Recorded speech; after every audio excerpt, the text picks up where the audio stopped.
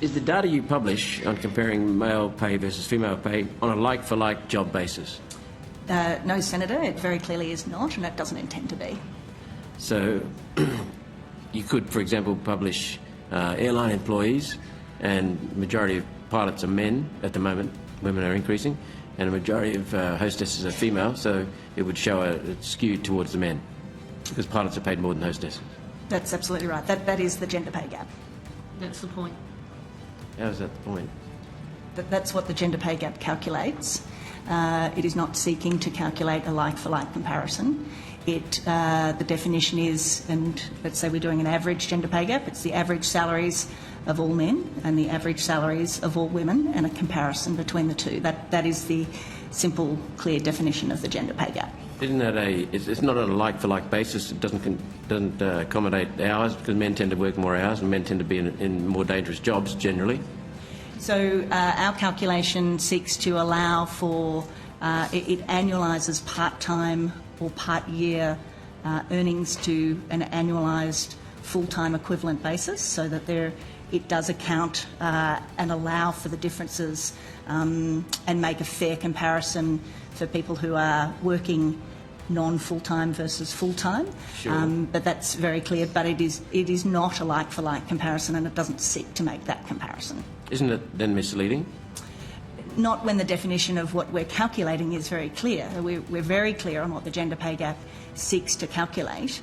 And as I said earlier, it's not a perfect measure. It's a proxy for gender equality.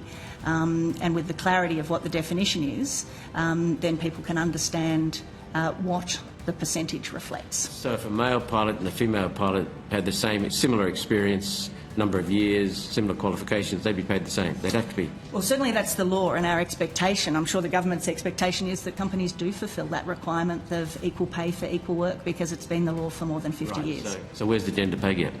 The gender pay gap is driven by a combination of the composition of the workforce and the relativities of those pay for that composition. But isn't it erroneous to say that women are paid less than men? There's a gender pay gap if, in fact, for equivalent jobs, like-for-like basis, hours worked, they're paid the same? So what we're very clear in our communications is that we will say women are paid less on average than men in an employer, in an industry, in an occupation, when we describe the gender pay gap. So I've been to some pretty advanced statistics classes, but you don't have to do that to realise that averages can hide a lot. Averages can misinform and mislead. Absolutely, Senator. So once again, the gender pay gap is a proxy that commences a conversation about what's driving those differences.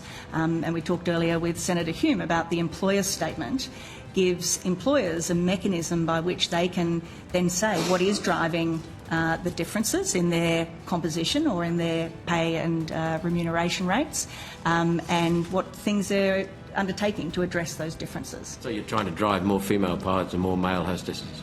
I thought, and I usually don't comment on individual companies, but Qantas, after the publishing of the gender pay gaps, did announce a policy to attract more pilots into their ranks as a reflection of those very high-paying roles being currently very male-dominated. So the gender pay gap name and shame list that you publish doesn't account for the amount of hours actually worked or overtime, does it? As I've said, Senator, it is what we published was the median salary for women and the median salary for men, or total remuneration and base salary. We did two calculations and the percent differences between the two. And so that was the data that was published for each employer. And it's not a name and shame list. It's the data that's available to WGEA. People choose to use it how they choose to use it, but it's information that we believe is important to support the work that's being done to narrow the gender pay gap in the country. So it's really a tool to use to push an agenda.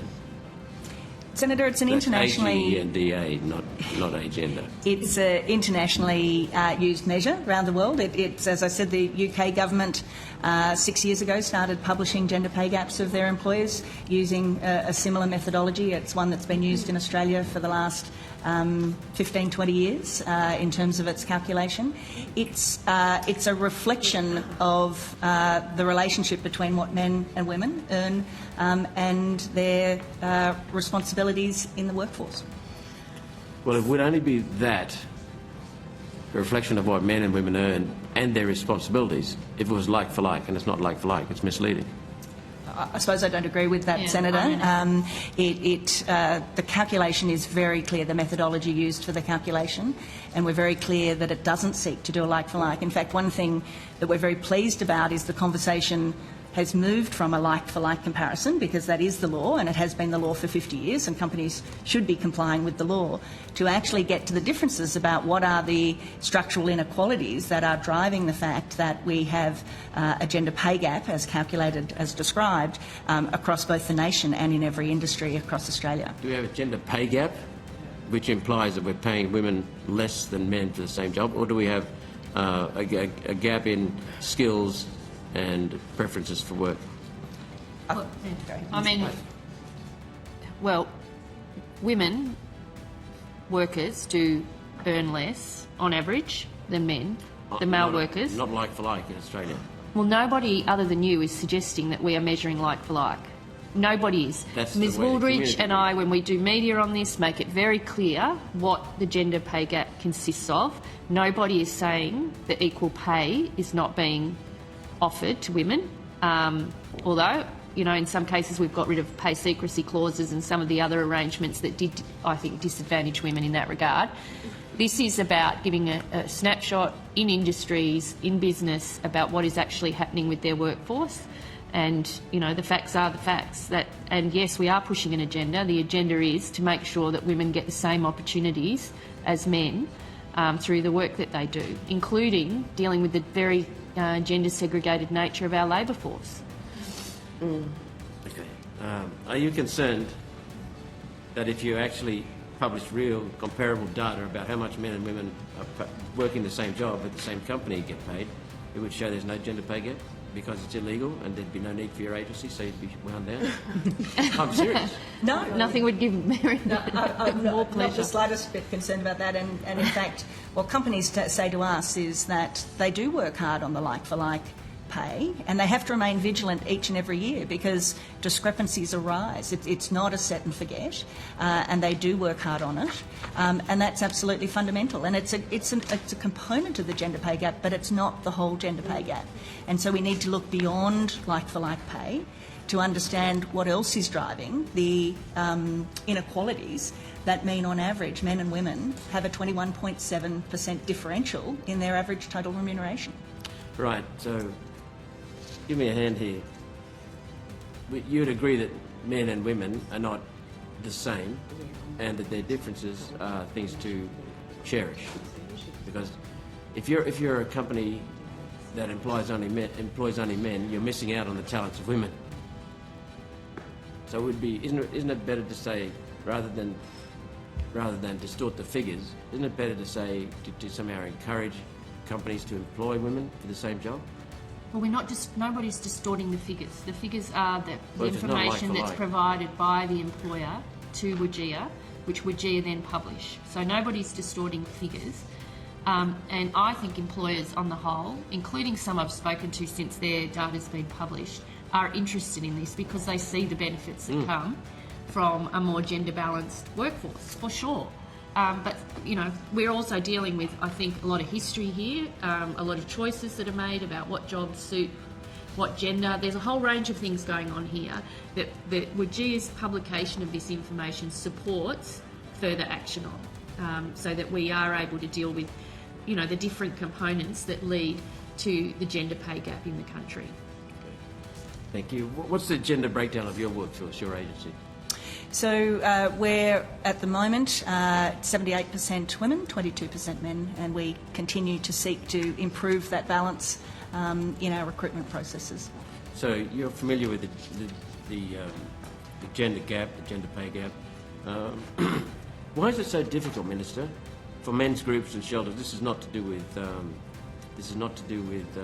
welfare payments or mental health and such, but why is it so difficult for men's groups and shelters to get support for mental health for men?